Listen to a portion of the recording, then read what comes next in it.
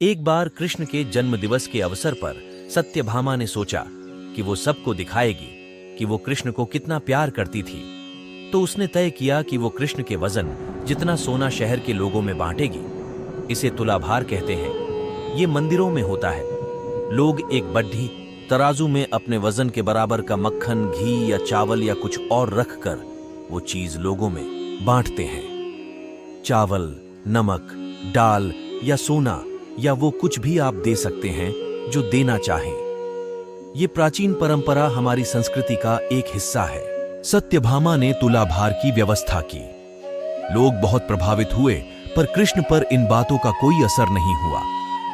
वे जाकर तराजू के एक पलड़े पर बैठ गए। सत्यभामा जानती थी कि उनका वजन लगभग कितना है और उसने उतना सोना तैयार ही रखा था। पर जब उसने सब सोना दूसरे पलड़े पर रखा तो कांटा जरा भी नहीं हिला। कृष्ण का पलड़ा थोड़ा भी ऊपर नहीं हुआ। सत्यभामा ने तुलाभार की व्यवस्था की। लोग बहुत प्रभावित हुए, पर कृष्ण पर इन बातों का कोई असर नहीं हुआ। वे जाकर तराजू के एक पलड़े पर बैठ गए। सत्यभामा जानती थी कि उनका वजन लगभग कितना है और उसने उतना सोना तैयार ही रखा था। पर जब उसने सब सोना दूसरे पलड़े पर रखा तो कांटा जरा भी नहीं हिला। कृष्ण का पलड़ा थोड़ा भी ऊपर नहीं हुआ। ऐसा ही कुछ तब भी हुआ था जब कृष्ण एक शिशु थे। एक राक्षस आकर उन्हें ले जाने लगा। तब कृष्ण ने अपना वजन इतना बढ़ा लिया कि राक्षस वहीं गिर पड़ा और कृष्ण ने उसके ऊपर बैठकर उसे कुचलकर मार डाला। क्रिया योग में एक ऐसा तरीका है जिससे कोई योगी अपना वजन बढ़ा या घटा सकता है। ऐसी बहुत सी कहानियां हैं कि ऐसे योगी भी थे जो पहाड़ीच की तरह भारी हो जाते थे।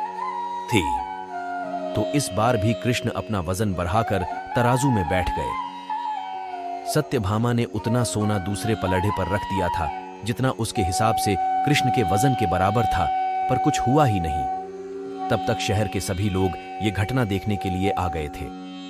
तब उसने अपने नौकरों से वो सभी गहने मंगवाए जो उसके पास थे। एक के बाद एक वो गहने डालती जा रही थी और सोच रही थी कि काम हो जाएगा, पर कुछ नहीं हुआ। तब उसने वो सब कुछ भी रख दिया जो उसके पास था, पर पलड़ा जरा भी नहीं हिला। वो रोने लगी क्योंकि ये सब उसके लिए बहुत शर्मजनक था। सारा शहर देख रहा था और उसके पास पर्याप्त सोना नहीं था। वो जो हमेशा अपनी संपत्ति के बारे में इतनी घमंडी थी, उसके पास पर्याप्त सोना नहीं था और उसे समझ में नहीं आ रहा था कि वो क्या करे। जैसे ही तुलसी के वे पत्ते उसने तराजू के दूसरे पलाढ़े पर रखे, कृष्ण का पलाढ़ा तुरंत ही ऊपर आ गया। तब उसने रुक्मिणी की ओर देखा, जिससे वो बहुत जलती थी और हमेशा परेशान रहती थी। उसने रुक्मिणी से पूछा, अब मैं क्या करूं, क्योंकि ये बात सिर्फ मेरे लिए ही नहीं पर तुम्हारे और हम सबके लिए भी बहुत शर्मजनक है। मैं क्या करूं? तब